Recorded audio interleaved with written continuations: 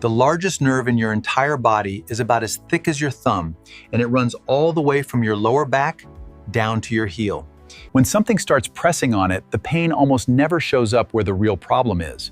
You feel it burning in your calf or going numb in your toes, but the actual trouble is sitting up in your spine. Here's the part most people get wrong. They rub cream on the spot that hurts and wait for it to pass, when that cream can't even reach the place where the nerve is being squeezed. The good news is that once you understand how this nerve actually works, the warning signs become easy to read, and you'll know exactly when something is worth catching early instead of waiting it out. Quick thing before we dig in, if you want health explained clearly and honestly, subscribe and tap like so more people find it. The goal is 300,000 subscribers, and you're part of that. Checklists and short health posts go out on my Telegram, and the QR code is on your screen now. So let's start with what this nerve actually is, because the name gets thrown around a lot without anyone explaining it. The sciatic nerve is the biggest nerve you have. It's built from several smaller nerve roots that branch off your spinal cord low down in your lower back, and the area just below it, where your spine meets your pelvis. Those roots join together into one thick cable that drops down through your buttock and runs along the back of your thigh, heading all the way down towards your foot. Think of it as the main power line for the back of your leg. Signals travel down it from your brain to the muscles in the back of your thigh, your calf, and your foot, telling them when to move. And signals travel back up it too. It carries feeling from the skin across almost the entire back of your leg and most of your foot. That's why this one nerve has so much control. When it's working, you never think about it. When it isn't, you feel it in ways that are hard to ignore. A little further down behind your knee, that thick cable splits into two smaller ones. One is the tibial nerve and the other the peroneal nerve. And from there, they go their separate ways to handle different muscles and different patches of skin in your lower leg and foot. Here's why that matters to you, because everything traces back to those same roots in your lower back. A problem in one single spot up there can show up almost anywhere along the whole line. You might feel it in your lower back, deep in your buttock, running down your thigh, settling in your calf, or landing only in your foot. Different people, different spots, but very often the exact same root cause sitting down in the lower spine. So now, how does this usually begin? The pattern is so common it's almost predictable. It often starts as a dull, pulling ache low in your back. Nothing dramatic. You figure you slept funny or did a bit too much the day before. Then over days or weeks, that ache slides into one side of your buttock, a deep, nagging soreness that sometimes burns. From there, it keeps traveling down the back of the thigh, into the area behind the knee, into the calf, and finally all the way to the heel and toes. Plenty of people describe the sharp version of this as an electric shock. You stand up, bend over, cough, or just take a step the wrong way, and a jolt of stabbing, burning pain shoots straight down the back of your leg. Often there's numbness riding along with it, or that pins and needles, tingling feeling in your toes, like they've fallen asleep and won't wake up. There's a description that comes up again and again in clinical notes. People say it feels like their toes aren't even there anymore, but like they've turned to cotton or wood, and they can't feel the ground properly underneath them. The longer this drags on, the heavier the leg starts to feel. People describe it as filled with lead or strangely cottony, and real weakness can creep in. Climbing a flight of stairs gets harder, keeping your balance on uneven ground gets harder, and after a long walk, the leg can feel like it's burning, an overheated, raw kind of ache in the muscle and the skin. None of this is in your head. It's the nerve telling you that something along its path is under pressure. Here's where a lot of people lose time, and it's worth slowing down on. When the real trouble is sitting deep inside your spine or buried in the muscles and ligaments around it, a cream rubbed onto your skin simply can't get to it. It might take the edge off how things feel for an hour, but it does nothing to the thing that's actually pressing on the nerve. So what is pressing on it? Very often, it comes down to a disc. Between each of the bones in your spine sits a small cushion of... Its job is to act as a shock absorber. It spreads the load evenly across your spine and softens the impact every time you walk, step, or land. But when that disc takes too much load, or the same load for too long, it can start to deform. The soft inner part shifts backward, bulges out, and begins pressing right on the nerve root as it exits the spine, the very root that feeds into your sciatic nerve. Once that happens, no surface treatment is going to fix it because the pressure is coming from the inside. There's a case from clinical practice that shows exactly how this plays out. Picture a man, let's call him James, who hasn't exercised in years and spends most of his day at a desk. One weekend, he decides to help a friend move and goes to lift a heavy dresser. No warm-up, no thought about technique. His back muscles aren't ready for it. They seize up in a sharp spasm, and the disc takes a sudden hit and shifts. And in that exact moment, he feels a sharp shooting pain in his lower back that fires straight down his leg. From the outside, it looks like he simply threw out his back. But underneath, the structure around that nerve root has been disturbed. And here's the catch. If he does nothing about it, the swelling and inflammation around the root can keep that pressure going long after the original strain. What felt like a one-time injury quietly settles in and stays. That heavy lift isn't the only way this starts, though. Sometimes it's simpler and sneakier, or a draft hits your lower back and the muscles there clamp down and spasm. A muscle locked in spasm can squeeze the nerve branches running near it, and that's where the classic feeling of a leg that's fallen asleep comes from. The back pulls, the buttock aches, the leg prickles with pins and needles, and it just doesn't quite do what you tell it to. Now here's something most people never connect to their back at all. When one leg hurts, your body protects it without asking your permission. You shift your weight onto the good side, you favor the sore leg. You change the way you step. Do that for long enough and your whole walk reorganizes itself. A limp shows up, your pelvis rotates or tips to one side. One leg can even start to seem longer or shorter than the other. Not because anything actually changed in the bone, but because of the way the pelvis is now tilted and one joint is being overextended to make up for it. The muscles along your back that hold you upright get dragged into this too. They're forced to work unevenly, stretched and overworked on one side, locked in chronic tightness on the other. That imbalance shifts the position of the bones, discs, and ligaments in your lower back even more, which only adds to the pressure on those sciatic nerve roots. There's a well-documented pattern in everyday practice that captures this. Someone, say a woman named Linda, walks with a slight limp for years because of pain in her hip. Nobody thinks much of it. But that constant tilt in her pelvis slowly builds into a full-blown squeeze on the sciatic nerve, complete with numbness running down her leg. The hip pain she ignored became a nerve problem she couldn't. That brings up another major source of all this.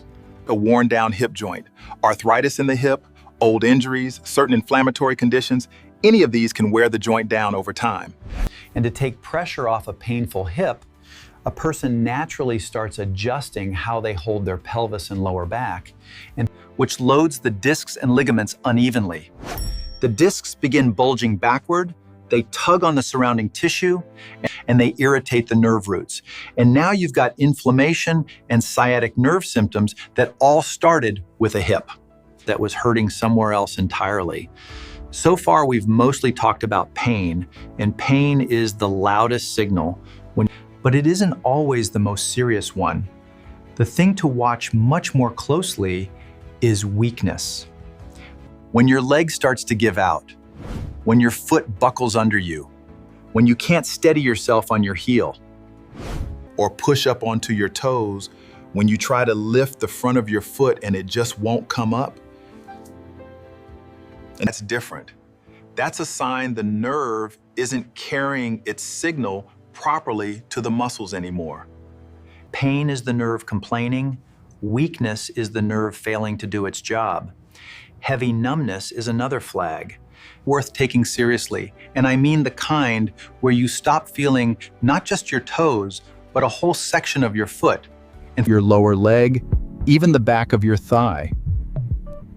When a neurologist examines someone in this situation, they often find that certain reflexes have dropped off or disappeared entirely. The knee-jerk reflex, Or the one at the ankle behind your heel. That tells the doctor something important. it means the connection running from your spinal cord through the nerve to the muscle isn't just feeling off to you, it's measurably weaker on an actual physical test. And then there's the most serious level of all. The one you really need to know about, even though most cases never reach it.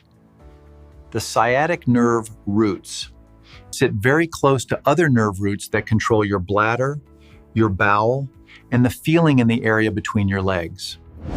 When those get caught up in the problem, a specific set of warning signs appears. Doctors call them red flags, And they change everything. We're talking about sudden trouble starting to urinate, a feeling that your bladder never fully empties, losing control of your bladder or bowels without warning, numbness in the saddle area between your legs, and along your inner thighs, and weakness showing up in both legs at once instead of just one. This particular situation has a name. It's tied to a bundle of nerve roots at the bottom of the spinal cord that fans out a bit like a horse's tail, which is actually what its medical name means. And specialists treat it as a true emergency, the kind where surgery may be needed quickly, because waiting too long carries a real risk of. The medical literature includes cases that show why this matters so much. There's a documented pattern where a person, think of someone like Mike, then one morning he simply can't get out of bed. The leg has gone numb and unresponsive, and suddenly he can't urinate properly. At that point, the only option left on the table is urgent surgery. And here's the hard truth in those records. Even surgery doesn't always bring the function fully back if the nerve roots were squeezed for too long. That's exactly why the goal is never to let things get anywhere near that point.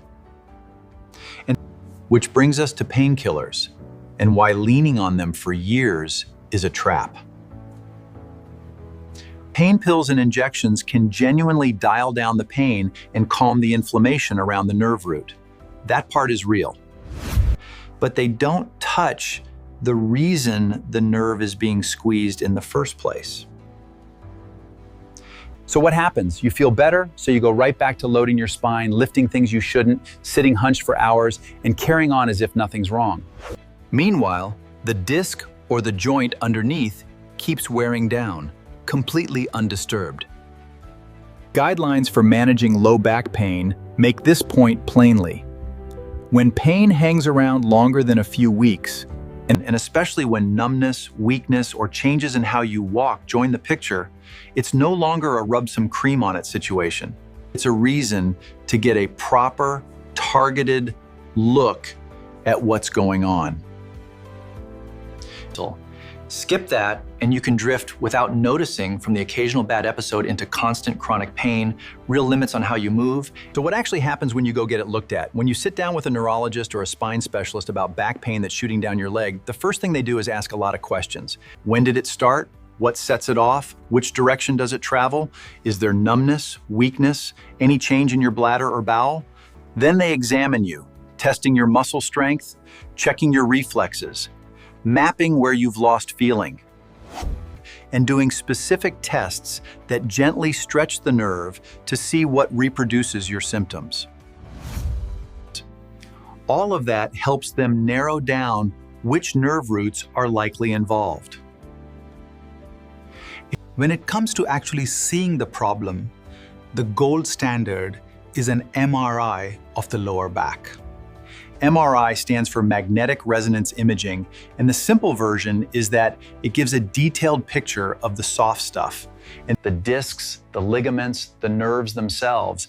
It can show a herniated disc, a narrowing of the spinal canal, which doctors call stenosis, or any unusual growth pressing where it shouldn't. A regular X-ray can't do this. An X-ray shows bone, the position of your vertebrae, and any obvious deformity. But it can't show you how a disc is pushing on a nerve root, or how tight the canal around your spinal cord has become. Now, doctors don't send everyone for an MRI on day one of back pain. And that's deliberate, because most back pain settles on its own and doesn't need a scan. But the guidance is clear that when those red flags are present, Or when pain stubbornly hangs on with neurological signs like numbness and weakness, the bar for ordering that scan should drop low. That's how you catch the rare but serious cases early, the ones that need a surgeon and not just pills and stretches. And if the scan points more toward a worn hip joint than a disc problem, and it makes sense to bring in an orthopedic specialist to judge how far gone the joint is and what the options are. Once there's an actual diagnosis, most specialists start with what's called conservative treatment, which simply means trying to fix things without surgery. As long as there's no emergency forcing the issue. That can include a mix of approaches: medication for pain and inflammation, and medication to ease muscle spasm, sometimes a target injection near the nerve, physical therapy, gentle hands-on technique. Which methods and which specific medications make sense is a decision only a doctor can make for you, based on your exact diagnosis, your other health conditions, your age, and what your body tolerates. This isn't a one-size-fits-all checklist. And the guidelines stress something a lot of people skip right past. The bigger part of a lasting result usually isn't the pills at all. It's the change in how you live.